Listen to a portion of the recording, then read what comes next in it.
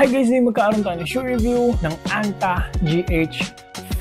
Guys, ito na ang huling sapatos ni Gordon Hayward. Nakakalungkot man isipin pero guys, nagpaiwan siya ng magandang sapatos naman talaga. Na karapat dapat i-review and karapat dapat nyo talaga matry. Kaya ano pang hinihintay nyo? I-review na natin to. Let's go! Hey, I ain't never giving up. Said I never give up. Pero bago tayo mag-start, kung first time mo pa lang sa channel na to, mga ganitong content naman yung hilig mo, mga shoe review, mga fitness-related videos, mag-subscribe ka na. Click mo na rin bell icon para lagi ka updated sa mga next videos ko. Nakagamit na ako ng mga budget shoes ni Gordon Hayward, yung GH3, yung GH2. Pero for me, ang masasabi ko lang, no, mula noon, ang Gordon Hayward na shoes is talagang magaling na performer. Mula noon, parang lagi silang nag-create ng mga magagandang tweak, mga unique technology, mga kakaiba, ngunit effective naman na ways para mas mapaganda yung lockdown. Parang mga harness nila na natutuwa ako dun. And so far, hanggang ngayon naman natutuwa pa rin ako sa mga shoes ni Gordon Hayward. Sad to say lang, mukhang ito na yung last niya. Nag-retire na po kasi si Gordon Hayward. Isa sa mga favorite kong players po yun. Pero okay lang. Kumustahin naman natin yung kanyang sapatos. Aesthetic and material, umpisahan natin. Napaka-poging mismatch na sapatos. Though yung ibang mga colorway, no, iba rin yung material. Parang ibang colorway, ripstop material. Ito kasi may mga nylon mesh material po siya. More breathable yung ganitong colorway. Ibang colorway parang mas enclosed na mesh or may mga, yun nga, ripstop. Mga iba-iba naman na combination. Ito, more on mesh. So, breathable. Mamaya natin pag-uusapan yan. And low cut po ito. Yung sinabi ko kaninang colorway, no, maraming colorway. Lahat magaganda, mapuporma. Ang galing ng pakakagawa ng design itong sapatos na to. Unique. Wala naman pa kayo nakitang ganito. Simple pero, alam mo to, itong, lalo na especially itong colorway na to, no, unique siya. Parang straightforward, simple lines, pero may dating eh. Pogi. Actually, pinamumorma ko to, pinang-duty ko to, pinatatrabaho ko to. Okay, very versatile naman kasi. Parang pwede rin pang lakad-lakad, pwede rin pang other sports kasi low cut nga, very mobile yung paa mo. Very comfortable. Mamaya natin pag-uusapan yan. Kasi nilagay din nila dito yung pinaka top-notch cushioning nila. Kaya malambot po talaga. Nilagay po nila dito kasi yung Nitro Edge foam nila. No? Mamaya natin pag-uusapan yan. Pero para lang malaman nyo, ito yung kanilang premium na foam. Nilalagay nila ng pinakamahal nilang shoes, mga kay Kyrie, kay Thompson. Ito yung mga nilalagay nilang foam talaga. Naka-carbon fiber din po. No? And for me, parang ito na yung pinaka-pogi na shoes ni Gordon Hayward. Kanyang main shoes. So dahil dyan guys, bibigyan ko ito ng 10 out of 10 sa aesthetic and material. Sobrang pogi, sobrang versatile, and lahat ng tech ng Anta, nilagay na naman po nila dito. Next, punta na tayo sa traction. Katulad ng mga Nike or kahit naman pala mga Anta na shoes ni Kyrie, yung outsole, umaakyat dito sa may medial side. So, kung very shifty kayo, pumupunta sa mga angle na ganito, mga weird angles yung paa ninyo, no, habang nagdi-dribble, okay lang. Kasi hindi kayo dudulas kasi hanggang dito umaangat, may extension yung outsole nitong sapatos na to. Maraming zigzag patterns po. Magkaiba rin yung ilalim nito. Mismatch colorway. Solid rubber outsole na may mga triangle din. 5 triangles. Sabi nila, inspired sa hometown ni Gordon Hayward na parang may 5 mountains and maraming zigzag na roads. Parang ganun. And kumusta? Okay naman, no? Hindi masyado nag-a-attract ng dust. Pero parang inconsistent. Minsan okay yung stops. Minsan hindi eh. Minsan may dulas. Hindi ko maintindihan eh. Kasi minsan parang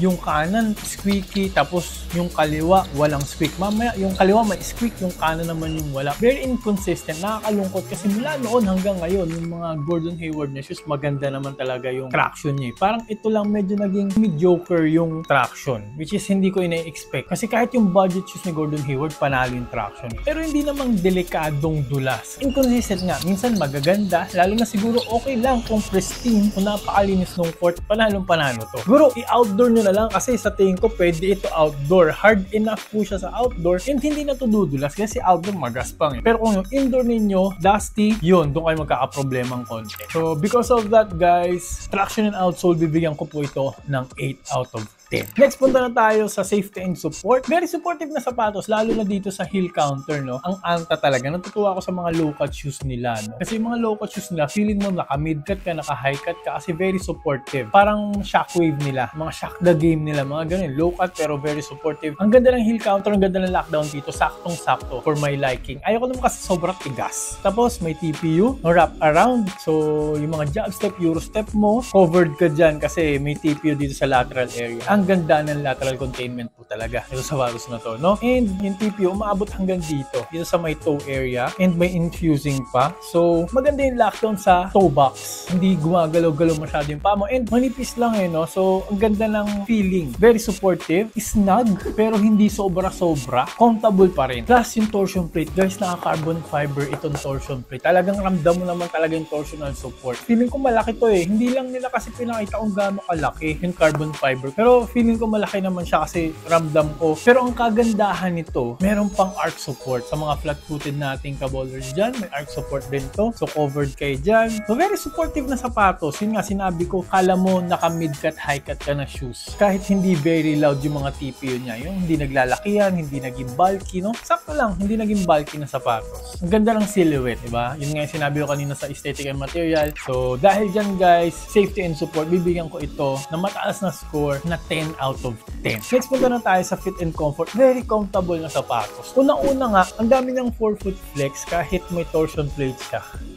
Well padded, nakita nyo naman yung Achilles pillow na yan. Very well padded all throughout, and mesh nga kasi. Alam naman natin lahat na pag mesh, maganda talaga yung comfort, malambot po talaga. And ang kagandaan nito, naka-expose naman dito sa middle side yung foam, which is yung Nitro Edge foam. Para tong Adidas Boost. And alam naman din natin na ang Adidas Boost pinapamore mga pinang-running, long distance run, kasi nga very comfortable, masarap sa paa, malambot, very plush. So yung step-in comfort nga dito, napakasarap talaga. Kahit kinage nila, okay lang. Marami pa rin compression dyan. Yung fit nito, perfect yung fit. Ang sarap sa paa. Regular lang. Pero kung wide footer po kayo, I suggest one size up. Pero kasi ako, narrow yung paa ko. For me, may space pa may ample space pa, pero hindi siya masyadong makapal na walang dead space. Walang extra space na, which is gusto ko. Parang saktong snug siya talaga for me. Tapos yung weight niya, halata namang magaan to, guys, no? 390 grams for a size 11. Gaan. Parang almost running shoes na yung gaan niya. Kaya pang guard po talagang sapatos to. Heel to toe transition, tignan mo niya mga arc dyan. Yung arc, very mobile ka dito. Makakagalaw ka sobrang low cut. So yung ankle ninyo, comfortable po talaga dyan. So because of that, mabibigyan ko ito ng mataas na score sa fit and comfort kasi sarap talaga ng fit nito.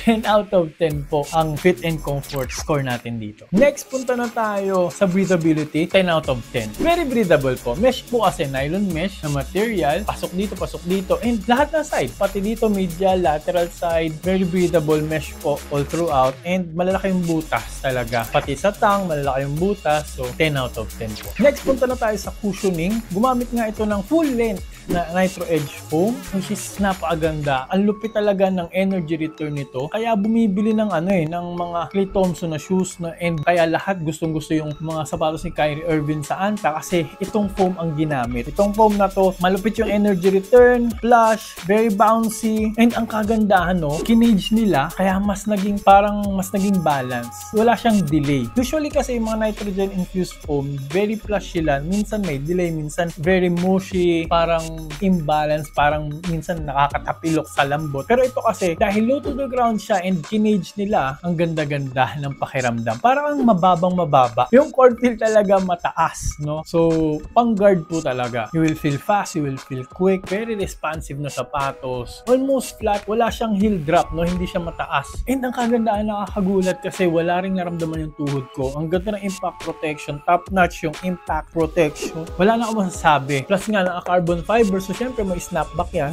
May push forward po talaga, may energy return. Kaya masasabi ko, 10 out of 10 po sa kanyang cushioning setup.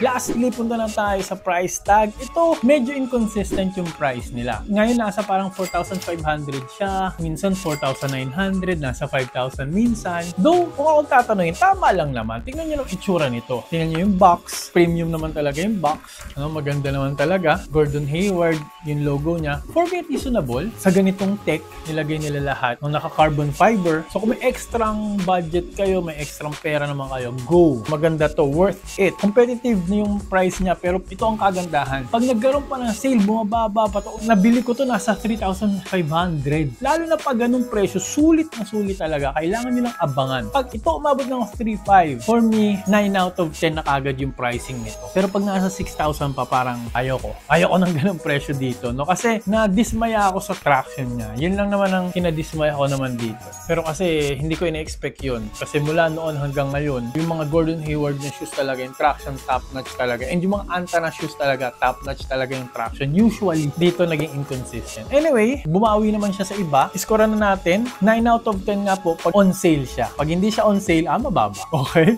So, pero guys, kung may extra budget kayo, highly recommended yung 3.5 dito. Worth it po talaga. Huwag kayo mag-alala kung gusto nyo siya matry. Guys, huli yung sapatos na to ni Gordon Hayward. Yung mga fans dyan, kunin nyo na to. Kasi huli na to. Magkaka-value pa to soon. Maglalagay po ako ng link dyan. Lazada, Shopee, mga trusted seller po yan guys. Gamitin nyo po yung mga link na yan. And by the way guys, favor na rin, gamitin nyo po talaga yung link ko. Kasi malaking tulong po sa ating channel. May nakukuha po kasi ako maliit na commission via affiliate link, yung link na yan. Because of that, mamimaintain ko yung pag-create ng mga shoe reviews po na ganito. Siyempre, iba, mahal din eh. So, guys, supportaan nyo rin po ako sa pamamagitan ng paggamit ng link ko po na nandyan. So, advance, marami po salamat sa mga gamit ng link. Pero kung naghahanap pa po kayo ng mga iba pang Anta shoes for point guards, mga Gordon Hayward shoes, maglalagay ako ng mga link dito. And yung bilog dito, papindot na rin po para makasubscribe po agad kayo para lagi ka-updated sa mga next videos ko. Marami po salamat sa panonood. Mag-ingat po kayo palagi and lagi nyo rin po tatandaan to always drink your protein. Bye!